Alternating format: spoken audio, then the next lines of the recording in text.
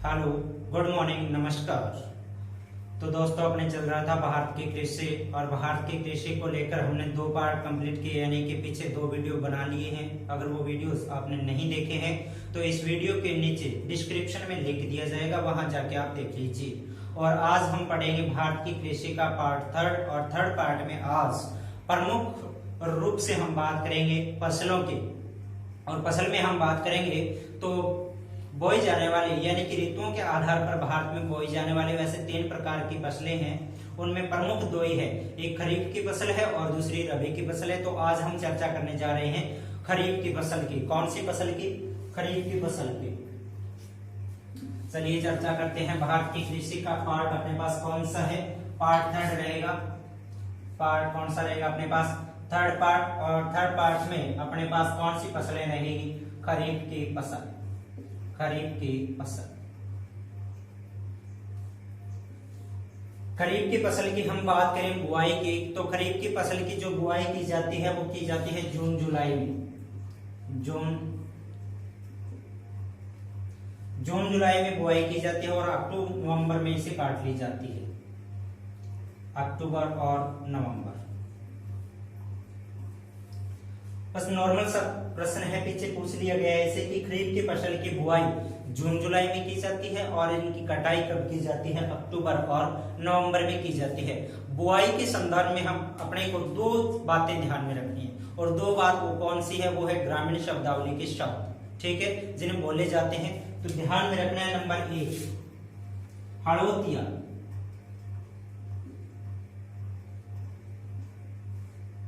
क्या ध्यान में रखना है अपने को? हड़ोतिया। हड़ोतिया किसे कहते हैं? तो ध्यान रखियो, हड़ोतियो क्या न वर्षा। वर्षा ऋतु आई, ठीक है, वर्षा ऋतु जैसे अब अपने चल रही है, यानी कि जून जुलाई में जो वर्षा होती है, यानी जून और जुलाई के मध्य जो वर्षा होती है, ये अपने भारत की बुआई की प्रथम वर्षा मानी जाती है, ठीक है। नहीं, सीजन की कौन सी वर्षा मानी जाती है? प्रथम वर्षा। और वर्षा होने के बाद जैसे ही कृषक किसान हल जोतने के लिए खेत में जाते हैं, हल जोतने का जो पहला दिन होता है ना, वो किस नाम से जाना जाता है? हड़ोतिया के नाम से जाना जाता है। खेत की बुआई का प्रथम दिन किस नाम से जाना जाता है? हड़ोतिया के नाम से जाना जाता है। समझ गए ना? हड़ोतिया किन के जा? हड़ोतिया सीधा लिख देता हूं मैं, सीजन की प्रथम वर्षा के दिन किसानों द्वारा की गई बुआई, किसानों द्वारा की गई बुआई किस नाम से जानी जाती है? हड़ोतिया के नाम से जानी जाती है। पर ध्यान रहे, यहीं से एक प्रश्न और उठकर आता है। हड़ोतिया के दिन हर और हाड़ी को, हाड़ी मतलब वो किसान जो खेत जोतने जाता है, हल वह उपकरण जिनके माध्यम से वो खेत की जुताई करेगा, ठीक है। जैसे हल का एक छोटा सा डायग्राम बना देता हूं मैं।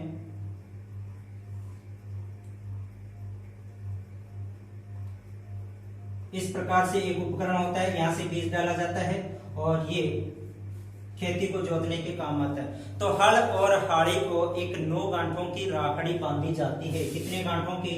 9 गांठों की।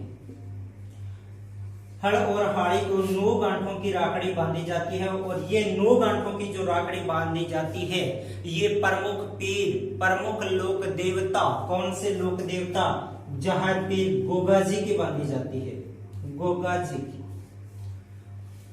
हल और हाड़ी को जब हल जोतने के लिए जाते हैं तो पहले दिन हल और हाड़ी को, यानी किसानों और उपकरण दोनों में 9 गांठा की राखड़ी बांधी जाए। कौन सा लोक देवता की बांधी जाए? गोगा जी की बांधी जाए।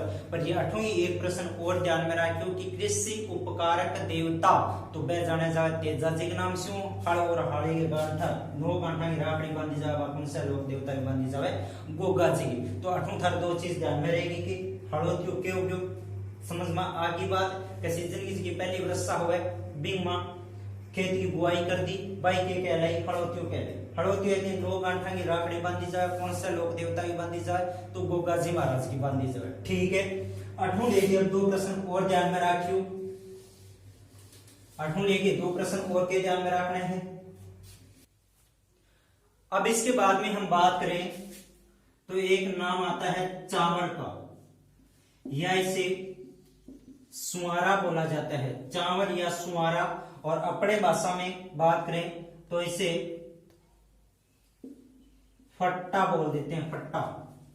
ठीक है, चावल, सुआरा या फट्टा, यानी कि उबड़ खाबड़ भूमि को समतल करने के काम में, यानी कि जो धरातल पर घुमाया जाने वाला लकड़ी का डंडा ही किस नाम से जाना जाता है?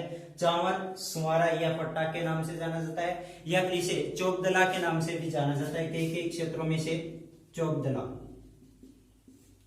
चौबदला के नाम से भी जाना जाता है। तो सीधो सो ध्यान में रखो कि जुताई करने के बाद देखो धरातल उबड़ खाबड़ हो जाए, बिंग ऊपर एक लकड़ी को डंडो घुमायो जाए ताकि बेशु के हो जाए धरातल समतल हो जाए। तो भी लकड़ी के डंडे नहीं के नाम से जानो जाए, चावल के नाम से जानो जाए। कोई चावल पूछोगे राजस्थान पुलिस से, और राजस्थान पुलिस 2014 में पूछोगे चावल क्या है, तो थोड़ा सा ध्यान में रखिए, भूमि को समतल करने के काम में आने वाला यंत्र है। ठीक है, चावल हो गयो, किससे संबंधित है? कृषि से संबंधित है।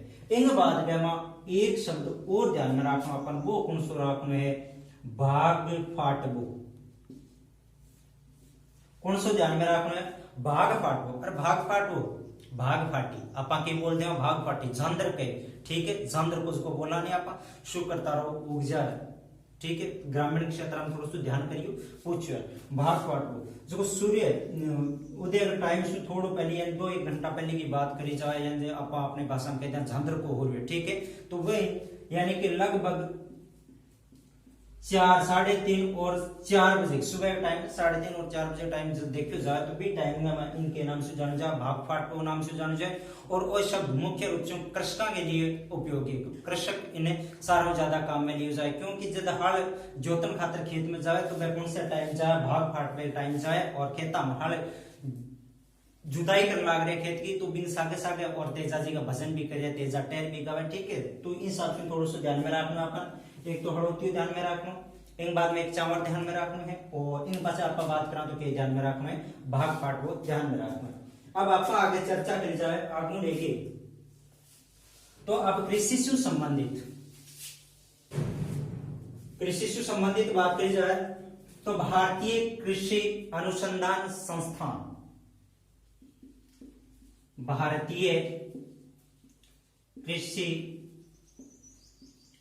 अनुसंधान संस्थान, भारतीय कृषि अनुसंधान संस्थान की स्थापना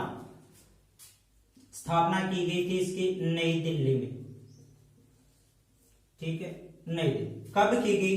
तो इसकी स्थापना की गई 16 जुलाई 1929 के दिन। भारतीय कृषि अनुसंधान संस्थान की स्थापना 16 जुलाई 1929 के दिन की गई। इनका मुख्य उद्देश्य था भारतीय कृषि है, इस कृषि के बारे में कुछ ज्ञान देना। ठीक है, कैसी कृषि की जाती है, कैसे बीजों को हम बुआई करते हैं, इस प्रकार से लिखित बस थोड़ा सा ध्यान में रखना है। भारतीय कृषि अनुसंधान संस्थान नई दिल्ली, और इनकी स्थापना जो की गई थी वो 16 जुलाई 1929 के दिन की गई थी। अब इसके बाद में बात करें हम भारत का प्रथम कृषि विश्वविद्यालय। तो भारत का प्रथम कृषि विश्वविद्यालय की हम बात करें तो भारत का प्रथम कृषि विश्वविद्यालय पंतनगर में इसकी स्थापना की गई थी, उत्तराखंड में। और जिसका वर्तमान में नाम बात करें तो गोविंद वल्लभ पंत कृषि विश्वविद्यालय।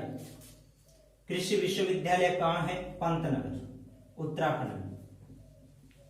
उत्तराखंड। और इसकी बात करें स्थापना की तो स्थापना की गई थी 17 नवंबर 1960 के दिन। भारत का प्रथम कृषि विश्वविद्यालय उत्तराखंड में है, पंतनगर में। और वर्तमान नाम की बात करें तो चलो लिख ही देता हूं मैं, गोविंद वल्लभ पंत कृषि विश्वविद्यालय। और इसकी स्थापना 17 नवंबर 1960 के दिन की गई थी।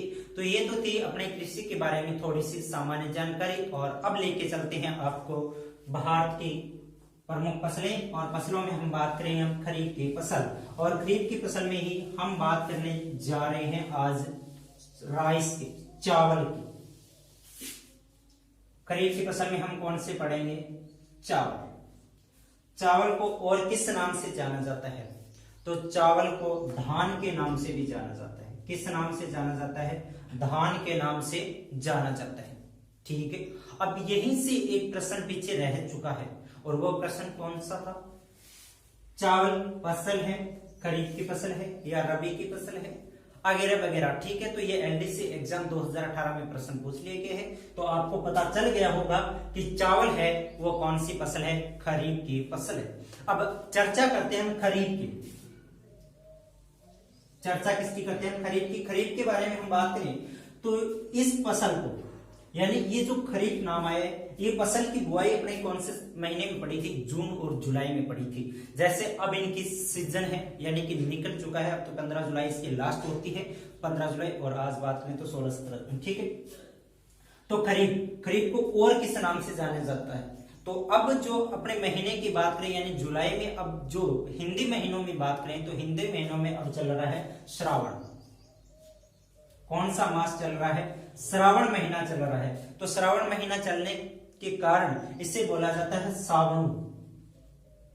सावणु की फसल, या फिर इसे हम बोल देते हैं सावणी। खरीफ की फसल को और किस नाम से जाना जाता है? यानी कि श्रावण मास में इसकी बुआई, यानी कि ज्यादा केयर इसकी श्रावण मास में की जाती है, तो इससे सावणी या सावणों की फसल के नाम से जाने जाते हैं। और बात करें तो और इस महीनों के बाद में, यानी श्रावण और भाद्रपद, इन दो महीनों के बीच में इसे जाना जाता है चौमासा।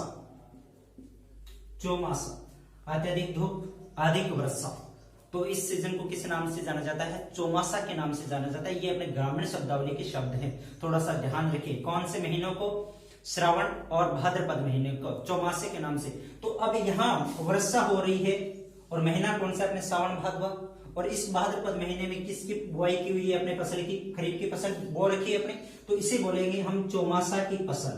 कौन सी फसल?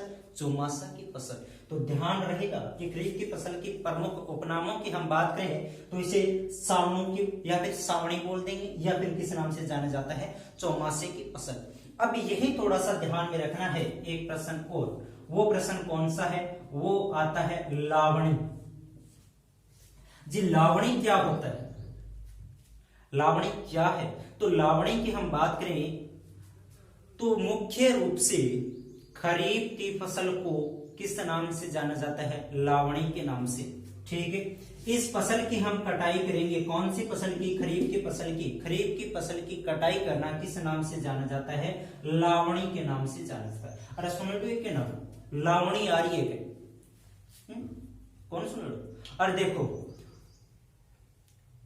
छोरी लेड़ खातर आज बटाव राजा आज। ठीक है, तो कई बिना सीधो सो नाटनो जवाब वही हुआ कि जी छोरी ने तो बेजा किया, हमारे लावणी आ रही है। तो वह लावणी यानी खरीफ की फसल है, और ये खरीफ की फसल की होगी आगे मतलब ग्वार, बाजरा, मूंग, मोठ, चावल, ये सारा की है पक के तैयार हो गया, अंग की है कटाई पर आ गई, तो कटाई के नाम से जानी जाएगी, लावणी के नाम से जानी जाएगी। पर यहीं से दो प्रश्न और उठकर आते हैं, और वो प्रश्न कौन से हैं? पीछे रीट परीक्षा में पूछे जा चुके हैं।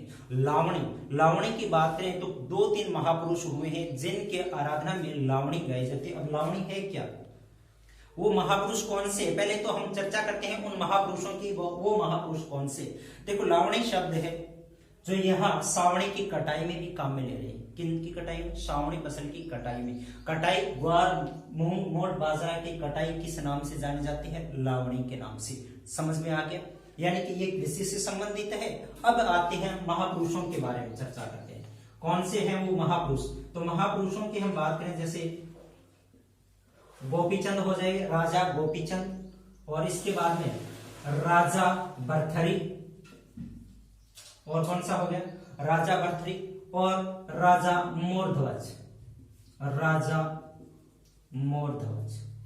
तो ये जो महापुरुष हैं, जैसे गोपीचंद हो गए, राजा भर्तृहरि हो गए, और राजा मोरध्वज हो गए, इनकी आराधना में जो गीत गाए जाते हैं उन्हें ही किस नाम से जाना जाता है? लावणी के नाम से जाना जाता है।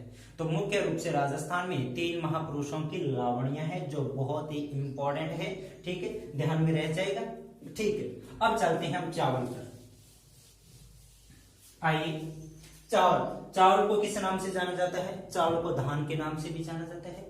अब यही हम बात करें चावल को लेकर कि सभ्यताओं के मामले में हम बात करें कि कौन सी सभ्यता से प्रमुख चावल के अवशेष मिले हैं, तो चावल के प्रमुख जो अवशेष मिले हैं वो अपने गुजरात की एक सभ्यता है लोथल सभ्यता। तो लोथल से धान की फसल के अवशेष मिले हैं, थोड़ा ध्यान रखिएगा। चावल की हम बुआई की बात करें तो बुआई पढ़ ली है अपने, जून जुलाई में बुआई की जाती है और अक्टूबर नवंबर में धान की फसल की कटाई की जाती है। यही बात करें हम तापमान, अगर हम चावल की बुआई कर रहे हैं तो औसतन तापमान कितना चाहिए, ठीक है। तो तापमान की बात करें तो 15 डिग्री सेंटीग्रेड से लेकर और इसका औसत तापमान रहेगा वो कहां तक रहेगा 25 डिग्री सेल्सियस तक। 15 से लेकर कितना रहेगा 25।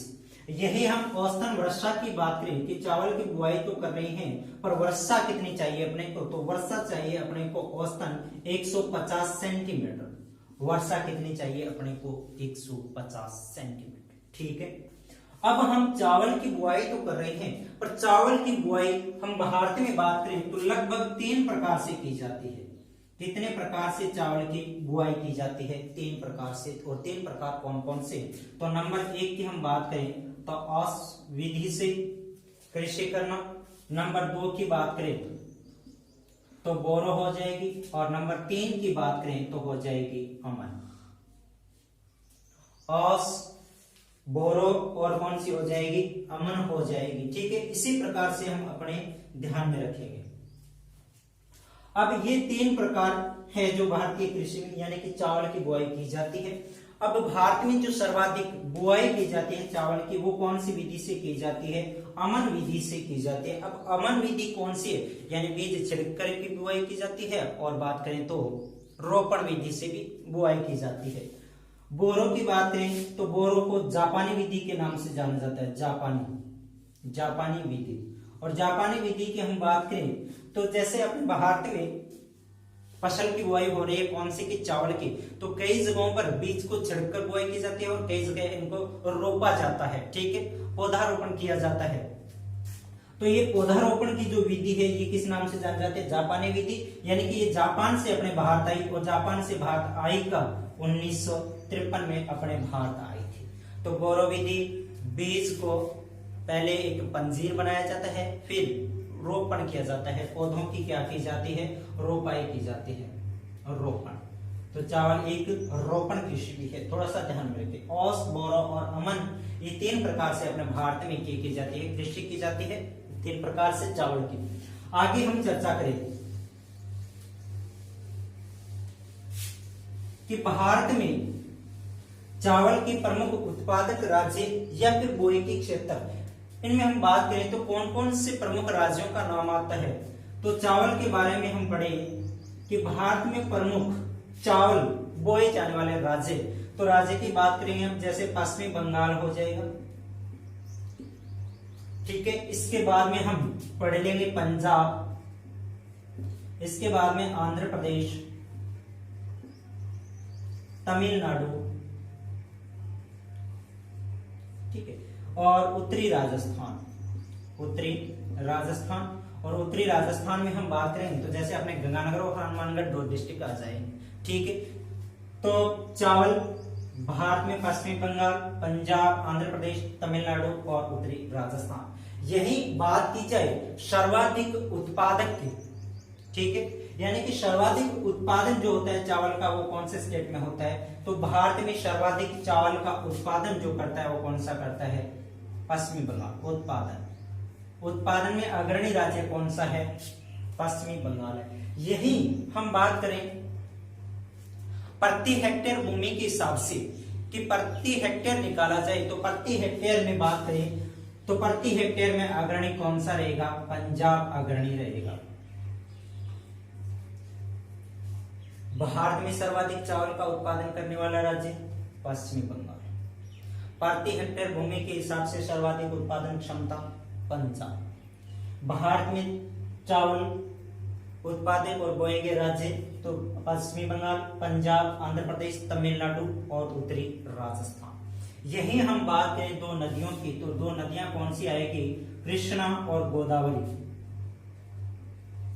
कृष्णा और गोदावरी, ये जो दो नदियां हैं अपने नदियों की में पढ़ा है, और पीछे की नदी घाटी जैसे मैं पढ़ा के आया हूं तो उनमें मैंने चर्चा की है। तो जो दो नदियां हैं अपनी कौन सी, कृष्णा नदी और गोदावरी नदी, इस नदी का जो डेल्टाई क्षेत्र है, कौन सी नदी का, कृष्णा का और गोदावरी का, ये जो डेल्टाई मैदान है ये कौन सी फसल के लिए मुख्य रूप से जाना जाता है, चावल की फसल के लिए जाना जाता है। ठीक है, कृष्णा और गोदावरी का, इसे चावल का कटोरा कहा जाता है। कृष्णा और गोदावरी नदियों के क्षेत्र को किस नाम से जाना जाता है, चावल का कटोरा। वैसे हम चावल का कटोरा की बात करें तो छत्तीसगढ़ राज्य को जाना जाता है, क्योंकि यहाँ उत्पादन क्षमता थोड़े से क्षेत्र में ज्यादा है पर बुआई कम की जाती है। ठीक है, उसका नाम नहीं है। तो पश्चिमी बंगाल हो जाएगा, पंजाब, आंध्र प्रदेश, तमिलनाडु और उत्तरी राजस्थान। तो इस क्षेत्र में चावल की बुआई और उत्पादन क्षमता है वो क्या है, सर्वाधिक है।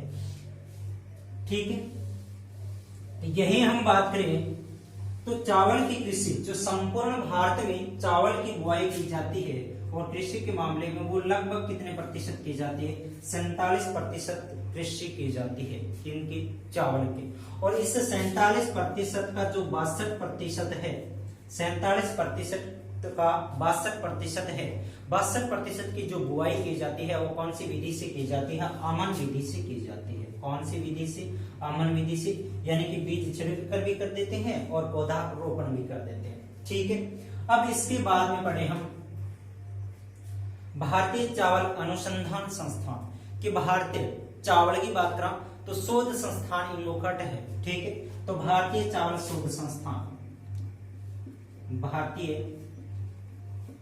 चावल शोध संस्थान,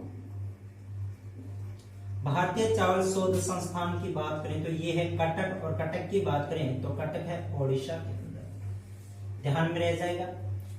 चावल शोध संस्थान कहाँ है, कटक ओडिशा में। अब इसके बाद में एक दो प्रश्न और आते हैं, जैसे एग्जाम में कई बार पूछा भी गया है। वो क्या पूछा गया है, जैसे गेहूं कहाँ का मूलतः प्रमुख पौधा है, कौन से देश से आया है, इस प्रकार से। तो चावल की हम बात करें तो चावल मुख्यतः एशिया महाद्वीप से उत्पन्न हुआ है, और एशिया महाद्वीप में हम बात करें तो अपने भारत का नाम आता है। तो इसे हम मान सकते हैं कि भारतीय पौधा है, चावल एक भारतीय पौधा है। ठीक है, इसके बाद में चावल का वैज्ञानिक नाम, वैज्ञानिक नाम, तो चावल के वैज्ञानिक नाम की हम बात करें तो चावल का वैज्ञानिक नाम की बात करें तो ओरिजा सेटाइवा, चावल का वैज्ञानिक नाम ओरिजा सेटाइवा है। ठीक है, भारतीय चावल शोध संस्थान कटक ओडिशा में है, वैज्ञानिक नाम ओरिजा सेटाइवा है। ठीक है, अब चावल से लेके प्रश्न पूछे जाए कि प्रमुख किस्मों को लेकर, यानी कि चावल की प्रमुख किस्में कौन सी है, किस्में। तो चावल की प्रमुख किस्मों की बात करें हम तो नंबर 1 माही सुगंधा, माही सुगंधा।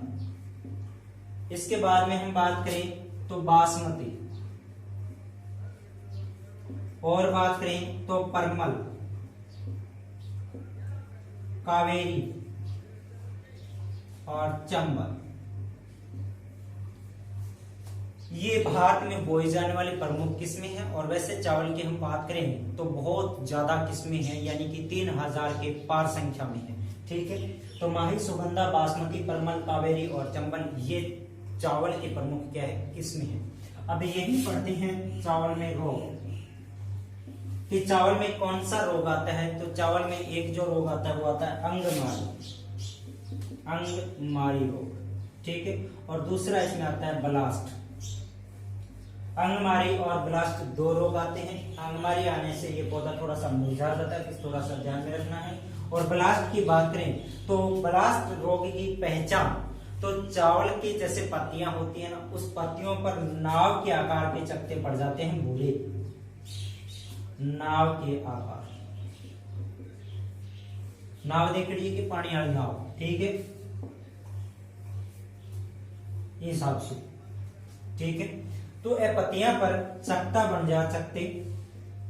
और चकत्ते कैसे होते हैं, कैसे रंग के होते हैं, तो भूरे रंग के होते हैं। तो भूरे रंग के क्या पड़ जाते हैं, चकते। यही कौन से रोग की विशेष पहचान है, ब्लास्ट की, और जो कौन से फसल में आता है, चावल की फसल में। तो अपने क्या पढ़ा, चावल पढ़ा। चावल की बुआई जून जुलाई, कटाई अक्टूबर नवंबर, ठीक है। तापमान 15-25 चाहिए, वर्षा लगभग 150 चाहिए, और चावल उष्ण कटिबंधीय पौधे वो थोड़े से ध्यान में रखिए, उष्ण कटिबंधीय चावल उसको पौधे है वो कैसा है, उष्ण कटिबंधीय पौधा है, ठीक है। बाकी अपने जलवायु में पढ़ेंगे, सबको पढ़ेंगे, ठीक है, कि समझाएंगे आराम से कि उष्ण कटिबंध क्या होता है, शीतोष्ण क्या होता है, उपोष्ण क्या होता है, सब पढ़ेंगे, ठीक है।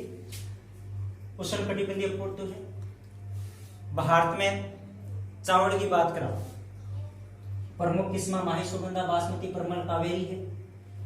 2 रोगा हमारे और ब्लास्ट है।